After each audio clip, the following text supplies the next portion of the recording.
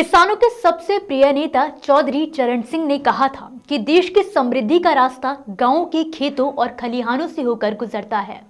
किसान हित में अपना जीवन बिताने वाले देश के 5वें प्रधानमंत्री चौधरी चरण सिंह, जिन्होंने भारतीय किसानों के जीवन को बेहतर बनाने के लिए कई नीतियों की शुरुआत की, जिसके चलते हर साल 23 दिसंबर को उनकी जयंती के खास मौके पर किसानों के सम्मान में किसान दिवस मनाया जाता है। ऐसे में आज यानी कि किसान दिवस के अवसर पर हम आपको बताएंगे देश के 5 किसानों की सफलता की कहानियां, जिन्होंने कृषि के क्षेत्र में न केवल अपना नाम रोशन किया है बल्कि हजारों लाखों किसानों को खेती के लिए प्रेरित भी किया है। इनमें सबसे पहला नाम है उत्तराखंड के रहने वाले प्रगतिशील किसान जगमोहन सिंह राणा जी का, जो आज के वक्त में सेब, खुमानी, आड़ू, नाशपाती, अंगूर के साथ ही हर्बल पौधे जैसे कि तुलसी, लेमन ग्रास, तेज पत्ता, गुलाब आदि की बागवानी कर रहे हैं। खास बात यह है कि वो इन सभी उपज की प्रोसेसिंग कर तरह तरह के तेल, जूस, अचार आदि उत्पाद बनाकर देश भर में लोगों तक पहाड़ों का स्वाद पहुंचा रहे हैं।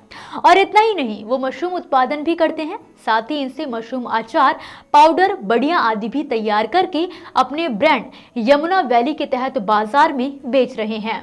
खास बात यह है कि उनके इस काम में वो कई लोगों को रोजगार भी उपलब्ध करवा रहे हैं। उनके खेती में बेहतरीन योगदान के लिए उन्हें सरकार द्वारा भी सम्मानित किया जा चुका है। आपको बता दें कि जगमोहन के पिता स्वर्गीय भरत राणा भी एक प्रगतिशील किसान थे, जिन्हें जिले के हाईटेक किसान के तौर पर जाना जाता था। अब जगमोहन भी उन्हीं की राह पर चलते हुए अपने यमुना वैली प्रोडक्ट्स के जरिए करीब 1500 से 2000 लोगों को रोजगार दे रहे हैं। साथ ही दूसरे किसानों को भी जैविक खेती के लिए प्रेरित कर रहे हैं। हमारे दूसरे किसान हैं मध्य प्रदेश के नर्मदापुरम जिले के रहने वाले मान सिंह गुर्जर जी, जो बीते करीब 12 सालों से प्राकृतिक खेती करते आ रहे हैं और 600 से ज्यादा देसी बीजों को संरक्षित करके उन्हें पुनर्जीवित कर रहे हैं। खास बात यह है कि वो प्राकृतिक खेती से ही कृषि के क्षेत्र में कई नवाचार कर रहे हैं। उन्होंने अपने खेतों में 7 फुट की लौकी और 30 किलो का तरबूज उगाकर देश के लाखों किसानों के लिए मिसाल पेश की है। मान सिंह गुर्जर ने प्राकृतिक तरीके से खेती करी कारनामा कर दिखाया है। वो अपने खेतों में देसी गाय के दूध और हल्दी, गुड़, गेरू मिट्टी से घोल तैयार कर स्प्रे करते हैं, जिसमें लागत ना के बराबर और मुनाफा कई गुना ज्यादा है। उनका मानना है कि खेती में घर का बीज, घर की खाद, सब कुछ घर का होना चाहिए। आज मान सिंह गुर्जर के पास देसी बीज संरक्षण संवर्धन में देसी धान की 230 वैरायटी, गेहूं की 160 वैरायटी, मूंग की 10 वैरायटी और तुअर की 10 वैरायटी के साथ ही सब्जियों में 150 से ज्यादा वैरायटियां मौजूद हैं। कृषि में उनके इस अहम योगदान के लिए उन्हें कई पुरस्कारों से भी सम्मानित किया जा चुका है।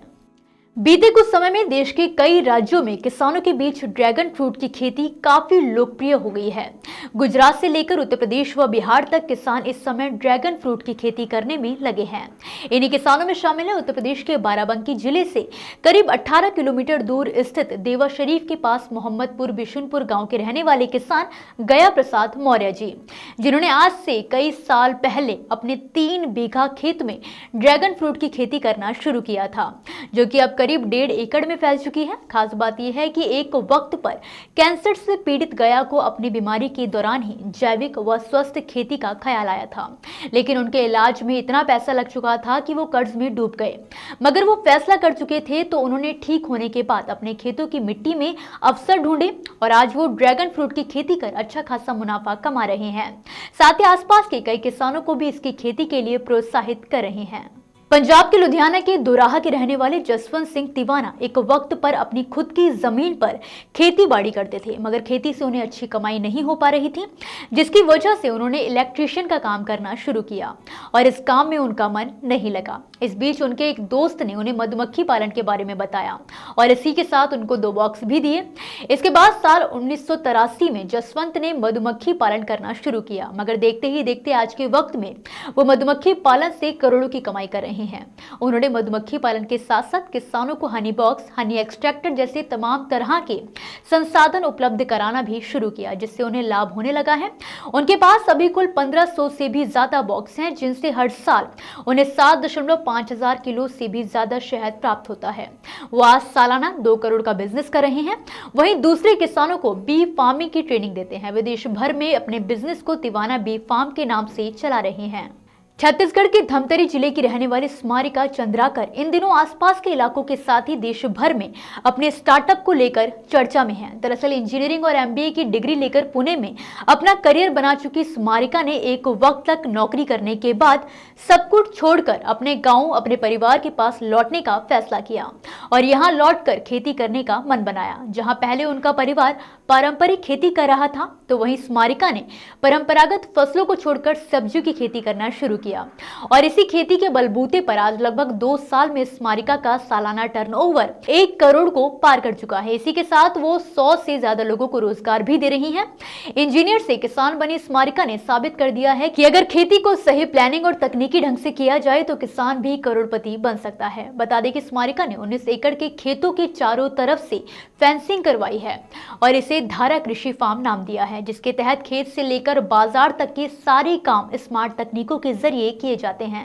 इसी के साथ जाते जाते कृषि जागरण की तरफ से हमारे देश के सभी किसानों और कृषि जागरण के सभी दर्शकों को किसान दिवस की हार्दिक शुभकामनाएं। आपको देश के किसानों की ये कहानियां कैसी लगी, हमें कमेंट बॉक्स में कमेंट कर जरूर बताएं। फिलहाल के लिए मुझे दीजिए इजाजत और आप देखते रहिए कृषि जागरण। धन्यवाद।